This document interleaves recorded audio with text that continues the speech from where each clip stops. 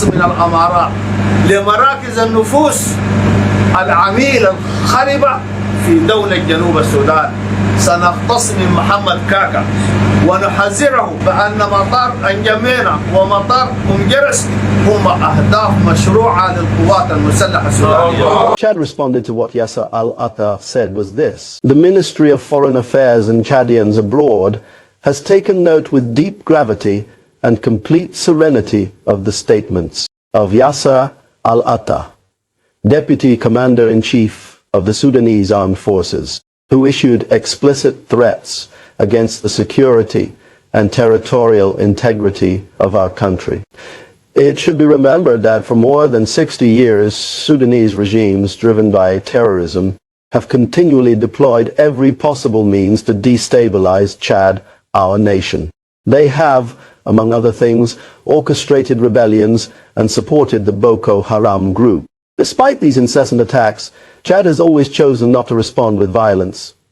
Thanks to divine providence and the determination of our defense and security forces, our country remains resilient. It is essential to emphasize that the current situation, deplorable in many ways, results from the irresponsibility of Sudanese leaders, not that of Chad. The Ministry of Foreign Affairs of the Republic of Chad expresses its firm condemnation of these irresponsible remarks, which could be interpreted as a declaration of war if followed through. Such rhetoric could lead to a dangerous escalation for the entire sub-region. Chad reserves the legitimate right to respond vigorously to any attempted aggression against our country, regardless of its origin. If 1 square meter of Chadian territory is threatened, Chad will respond in accordance with the principles of international law. These statements from a senior Sudanese official come at a time when Chad, faithful to its position of neutrality in the inter-Sudanese conflict and its commitment to respecting international law, is stepping up initiatives to help end this tragedy that has been tormenting our Sudanese brothers and sisters for almost 2 years. It is worth remembering that the conflict in Sudan is an internal matter, the sole responsibility of the warring parties. At the same time, Chad, faithful to its traditions of hospitality and solidarity, has welcomed and continues to welcome hundreds of thousands of refugees fleeing the fighting in Sudan.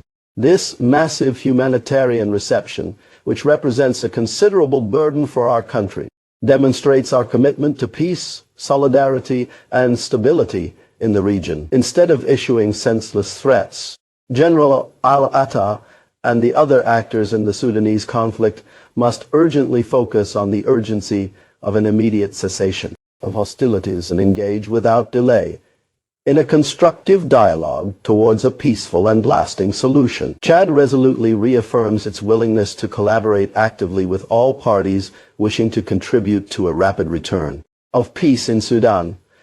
Any other approach would be unacceptable. The response of the state of South Sudan was no less severe than this.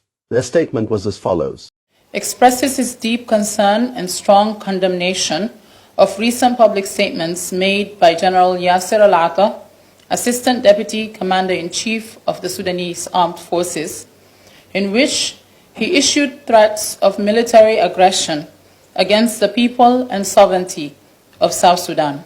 The remarks made on 23 March 2025, in which General al-Atta declared the readiness of the Sudanese government and its armed forces to deal with what he described as traitors inside the Republic of South Sudan, are not only reckless and provocative, but also a blatant violation of the principles of good neighborliness, peaceful coexistence, and international law. The government of the Republic of South Sudan remains firmly committed to regional peace and stability and has consistently advocated for dialogue and diplomatic engagement to resolve disputes. We also reaffirm our call for an immediate end to the destructive conflict in Sudan, which continues to force Sudanese citizens to flee across our borders in search of safety. We urge the leadership of the Republic of the Sudan to reaffirm its commitment to peaceful relations and to ensure that public statements by its officials and actions reflect respect for international norms and the sovereignty of all nations. Furthermore, we call upon regional and international partners, including the African Union and the United Nations, to take note of these hostile remarks and engage with the Republic of Sudan to prevent any escalation that could jeopardize regional peace and security. The government of the Republic of South Sudan will take all necessary measures to safeguard its territorial integrity and the safety of its citizens. We remain vigilant and prepared to defend our nation against any form of aggression while continuing to pursue diplomatic solutions to maintain peace in our region.